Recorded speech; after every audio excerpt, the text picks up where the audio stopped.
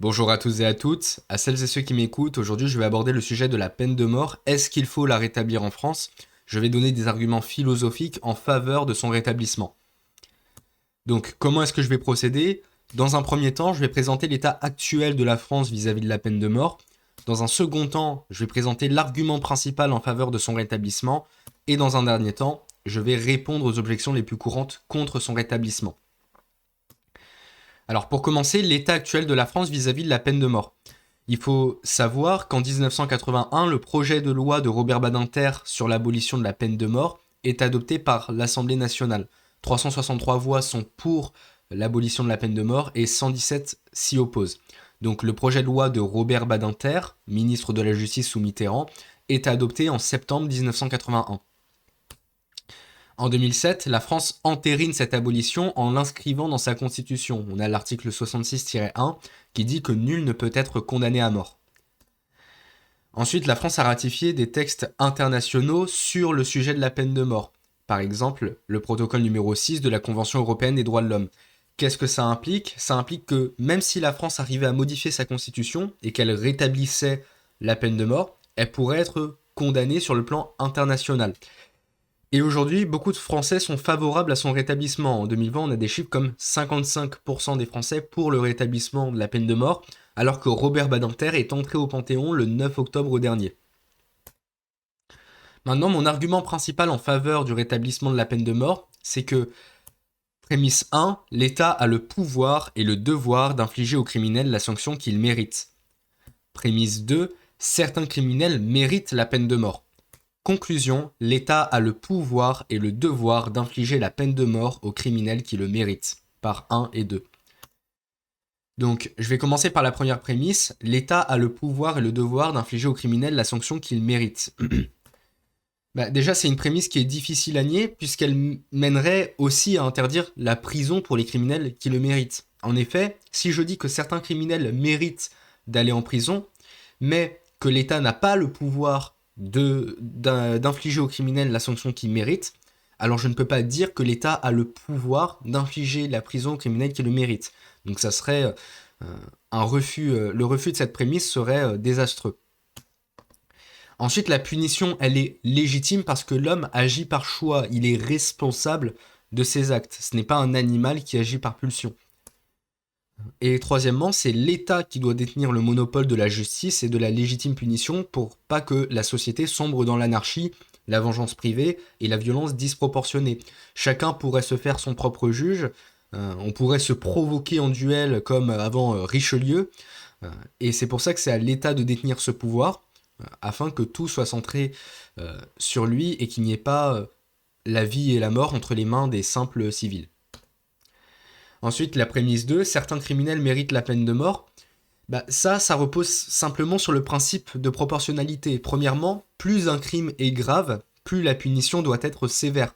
En effet, on ne donnera pas la même sanction aux meurtriers et aux voleurs à l'étalage. C'est le principe de proportionnalité, et qui est fondateur même de notre justice à bien des égards. Deuxièmement, les pires crimes possibles méritent la pire peine possible. Et oui, si plus un crime est grave, plus la punition doit être sévère, alors les pires crimes possibles méritent les pires peines possibles. Troisièmement, la peine de mort rentre dans la catégorie des pires peines possibles en ce qu'elle est la privation totale et définitive de l'existence terrestre d'un individu. Ça, on ne peut pas vraiment le nier. Il est difficile de nier le fait que la peine de mort est la pire peine possible, ou au moins l'une des pires peines possibles. C'est d'ailleurs pour ça qu'elle est rejetée par beaucoup de gens. Donc la conclusion, c'est que les pires criminels possibles, comme les violeurs, les pédophiles, les meurtriers, les terroristes, etc., méritent la peine de mort par proportionnalité entre leurs crimes et la peine. Donc, on va rappeler l'argument principal. Prémisse 1, l'État a le pouvoir et le devoir d'infliger aux criminels la sanction qu'ils méritent. Prémisse 2, certains criminels méritent la peine de mort. Conclusion, l'État a le pouvoir et le devoir d'infliger la peine de mort aux criminels qui le méritent. Il y a une note importante à faire, c'est que mon argument ne dépend pas des considérations suivantes. La peine de mort est dissuasive ou limite les crimes. Et la peine de mort fait plus souffrir le criminel. Attention, je ne dis pas que ces affirmations sont fausses. Je dis simplement que même si elles s'écroulaient, ou alors même si elles sont vraies, mon argument n'est pas invalide ou n'est pas plus valide. Mon argument ne dépend ni de près ni de loin de ces affirmations. Donc maintenant, on va répondre aux objections les plus courantes contre le rétablissement de la peine de mort. Donc la première objection, tu ne peux pas tuer un être humain. Tous ont le droit à la vie. Alors il est vrai que la Déclaration universelle des droits de l'homme affirme que tout individu a le droit à la vie. C'est l'article 3. Mais il est aussi bon de noter que le même article affirme également que tout individu a le droit à la liberté. Si on lit l'article en entier, tout individu a droit à la vie, à la liberté et à la sûreté de sa personne. Pourtant, la prison existe. Donc, on peut perdre le droit à la liberté à cause d'un crime. Donc, suivant cette même logique, on peut perdre le droit à la vie à cause d'un crime. Donc, si le droit à la liberté est un droit inaliénable, un droit fondamental comme le présente la Déclaration universelle des droits de l'homme, mais qu'on peut le perdre à cause d'un crime, pourquoi est-ce que ça sera incohérent de penser la même chose pour le droit à la vie ? Il y a un autre point à considérer, c'est que le fait d'infliger la peine de mort à un grave criminel permet de respecter non seulement la dignité de la victime, mais aussi celle du criminel. En effet, en infligeant au criminel la sanction qu'il mérite, je ne le traite pas comme un enfant inconscient du bien et du mal, ni comme un animal qui agit par pulsion, mais comme un agent moral et rationnel capable d'agir par choix. Ne pas traiter le criminel comme un être responsable, c'est au mieux de l'infantilisation, au pire de la déshumanisation. On a par exemple Lewis qui avait écrit dans un article il y a plusieurs années maintenant « Être guéri contre sa volonté et être guéri d'états que nous ne considérons pas comme des maladies, c'est être mis au même niveau que ceux n'ayant pas encore atteint l'âge de raison ou ceux qui ne l'atteindront jamais, être classé avec les enfants en bas âge, les imbéciles et les animaux domestiques. En revanche, recevoir une punition, quelle qu'en soit la sévérité, parce que nous l'avons mérité, parce que nous aurions dû le savoir, c'est être traité comme une personne humaine. » Objection numéro 2, la peine à perpétuité incompressible fait plus souffrir le criminel, donc elle est pire que la peine de mort. Et oui, en effet, tout à l'heure j'ai affirmé que la peine de mort était la pire peine possible, c'est une objection à cela. Donc déjà, mon argument ne repose pas sur la question de la souffrance, comme je l'ai déjà dit. Elle repose sur la question de la justice. Est-ce que la peine de mort fait souffrir gravement le criminel, oui ou non? Je m'en fiche un petit peu. Ce qui compte, c'est est-ce que la peine de mort est proportionnelle au crime qu'il a commis? Ensuite, la plupart des anti-peines de mort le sont pour des questions d'humanisme. Il est donc incohérent d'avancer un tel argument. Et oui, beaucoup de gens disent on ne peut pas rétablir la peine de mort parce que c'est trop extrême, parce que ça fait trop souffrir le criminel, mais en même temps, ils justifient la peine de mort par le fait que la peine de mort n'est pas la pire peine possible, que la perpétuité est pire. Mais justement, si la peine à perpétuité est pire que la peine de mort, alors c'est la perpétuité qui doit être illégale. Si la peine de mort n'est pas la pire peine possible, alors il n'y a aucune raison de ne pas l'infliger quand même. En effet, si la peine de mort est pire que 5 ans de prison, mais moins sévère que la peine à perpétuité, alors la peine de mort doit être administrée pour les crimes se trouvant entre ces deux bornes. Ainsi, le fait que la peine de mort n'est pas la pire peine possible devrait simplement nous faire conclure qu'elle ne doit pas être administrée pour les pires crimes possibles, mais pour les moins graves. On a les pires crimes possibles qui méritent la perpétuité, et un crime légèrement moins grave qui mérite la peine de mort. Est-ce que c'est à cette conclusion que les anti-peines de mort veulent arriver? Certainement pas. Surtout que ça viendrait à donner la peine de mort à des gens encore moins pervers que ceux à qui on veut les donner. On veut la donner, pardon. La seule réponse possible pour les anti-peines de mort, c'est le fait qu'elle est définitive. La peine de mort, elle est définitive, donc même si elle n'est pas pire intrinsèquement que la peine à perpétuité, alors il ne faut pas la rétablir, parce qu'elle est définitive. Par conséquent, c'est sur cette base que je la qualifie de pire peine possible. D'accord ? C'est par le fait qu'elle est définitive, c'est une privation définitive de l'être de la personne, c'est sur cette base que je dis, que j'affirme quelle est la pire peine possible. Ainsi, cet argument est autodestructeur pour la cause anti-peine de mort. Objection numéro 3, il y a toujours un risque de tuer un innocent à tort. Et sur ce point, il faut reconnaître que c'est l'un des meilleurs et peut-être l'un des seuls bons arguments contre la peine de mort. Cependant, cette objection ne s'attaque pas à la légitimité morale et objective de la peine de mort, mais à la fiabilité du jugement humain. Ce n'est pas parce qu'il y a des possibilités d'erreur dans les procédures humaines concernant la peine de mort que la peine de mort, moralement, elle est injuste pour les criminels qui le méritent.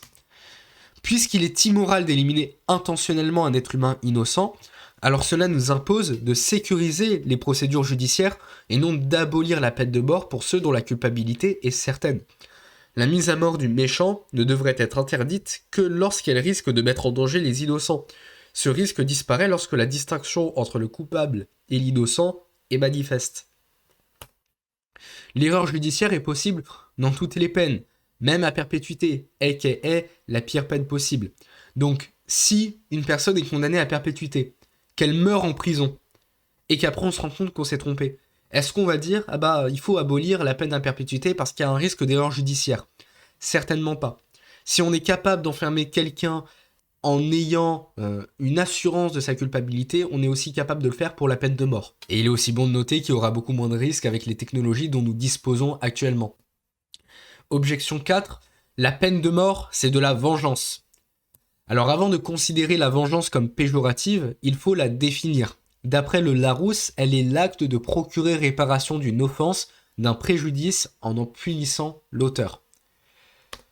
Dans cette définition, aucun élément n'exclut la peine de mort que la société n'approuve déjà. En effet, je vais le démontrer à l'instant, la vengeance est l'acte de procurer réparation d'une offense, d'un préjudice en punissant l'auteur. C'est la définition. Mais deuxièmement, l'effet d'emprisonner un criminel et de le contraindre à indemniser ses victimes consiste à procurer réparation d'une offense, d'un préjudice en punissant l'auteur. Donc, l'effet d'emprisonner un criminel et de le contraindre à indemniser ses victimes sont de la vengeance. Or, l'État n'a aucun droit à exercer la vengeance. Ça, c'est la prémisse anti-peine de mort qui résulte de cet argument. Conclusion, l'État n'a aucun droit à recourir à la réclusion criminelle et à la condamnation à indemniser, par 3 et 4. Un tel raisonnement mène, une nouvelle fois, à rendre illégale l'incarcération. La seule prémisse problématique est, évidemment, la 4, celle des anti-peines de mort, celle selon laquelle l'État n'a aucun droit à exercer la vengeance. La vengeance n'est immorale que pour l'individu et non pour l'institution chargée d'exercer le pouvoir judiciaire. Donc, si j'affirme une telle chose, je conclus que l'État n'a pas le droit de recourir à la réclusion criminelle. Et si je ne veux pas recourir à une telle chose, la seule prémisse que je peux nier, c'est la prémisse 4. Or, c'est celle qui met en danger le rétablissement de la peine capitale. Donc la conclusion, c'est que si on nie la prémisse 4, la peine de mort ne peut pas être abolie sous cette objection-là. Objection 5, si le meurtre mérite la mort, alors le bourreau doit être exécuté conformément à la loi du talion. Alors ça, c'est un argument que j'ai déjà entendu, notamment sur le site d'Amnesty International. Donc je le résumerai par cette planche de bande dessinée de Franquin. Donc on voit premièrement que le roi condamne quelqu'un à la peine de mort, il dit que la loi est formelle, toute personne qui en assassine volontairement une autre aura la tête tranchée. Ensuite, l'assassin se fait attraper par le bourreau, il pratique la guillotine, puis après quelqu'un vient voir le bourreau, il lui dit « Désolé, mais la loi elle est formelle, toute personne qui en tuera une autre se fera trancher la tête. » Et là on voit un cercle vicieux, on voit une infinité de guillotines, à chaque fois le bourreau se fait tuer et le bourreau du bourreau se fait tuer, etc. C'est un raisonnement par l'absurde. Alors l'argument est donc que toute société qui exécute des criminels se rend coupable de la même violence que ceux qu'il condamne. Premièrement, tuer un être humain doit être puni de mort selon ce raisonnement. Deuxièmement, lors d'une condamnation à mort, le bourreau tue un être humain. Conclusion, le bourreau doit être condamné à mort par 1 et 2. Donc la première prémisse ne correspond pas à notre raisonnement. Nous ne disons pas que tuer un être humain est immoral et doit être puni de mort, mais que tuer un être humain innocent est immoral et doit être puni de mort par les magistrats.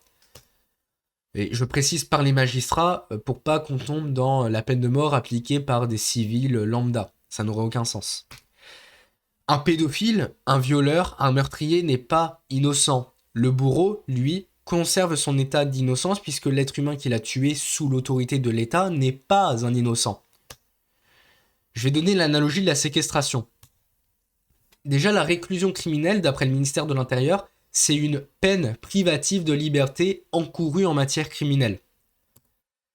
La séquestration, d'après le Larousse, c'est l'acte de détenir quelqu'un dans un lieu fermé, comme prisonnier ou comme otage. Si je dois suivre le même raisonnement, alors je dirais que le juge qui prononce une peine de réclusion criminelle doit lui-même être condamné, puisque le fait, sans ordre des autorités constituées et hors les cas prévus par la loi, d'arrêter, d'enlever, de détenir ou de séquestrer une personne est puni de 20 ans de réclusion criminelle. C'est l'article 224-1 du Code pénal. S'il est incohérent de punir le meurtre de mort, il est aussi incohérent de punir la privation de liberté par une privation de liberté. Mais donc, où est-ce que se trouve la nuance ? Parce que là, du coup, si on applique la même logique que les anti-peines de mort, on devrait aussi condamner à la réclusion criminelle un juge qui prononce une peine de réclusion criminelle face à quelqu'un qui a séquestré.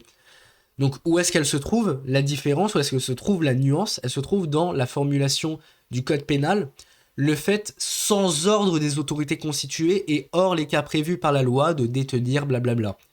Donc, la séquestration est immorale quand elle concerne un individu. Si je n'enlève pas quelqu'un sous ordre d'autorité, des autorités constituées et dans les cas prévus par la loi, je me rends coupable de séquestration et je suis condamnable. Mais je ne le suis pas si je fais ça dans le cadre de ce qui est prévu par la loi. Ainsi, à la manière du droit français, je peux définir l'application du talion de la manière suivante. Le fait, sans ordre des autorités constituées et hors les cas prévus par la loi, de commettre un homicide volontaire est puni de la peine capitale. Ainsi, si vous assassinez quelqu'un sous ordre des autorités constituées, eh bien vous ne commettez pas un acte condamnable par la loi. Parce que justement, c'est votre travail. Le bourreau, il fait son travail. Objection 6, la peine de mort n'est pas assez dissuasive. Alors encore une fois, l'objection rate complètement la cible. Mon argument n'est pas la dissuasion, mais la justice. Ensuite, la peine capitale n'a pas pour rôle d'enseigner le bien et le mal, mais de reconnaître la gravité de l'acte et d'appliquer une sanction proportionnée. Exiger de la peine qu'elle soit dissuasive pour être légitime, c'est infantiliser le criminel et nier sa capacité morale à prendre des décisions indépendamment des punitions risquées. Robert Badinter, dans son discours à l'Assemblée nationale le 17 septembre 1981, nous dit « Ceux qui croient à la valeur dissuasive de la peine de mort, ceux-là méconnaissent la vérité humaine. La passion criminelle n'est pas plus arrêtée par la peur de la mort que d'autres passions ne le sont, qui celles-là sont nobles. La peur de la mort n'a jamais arrêté d'autres passions.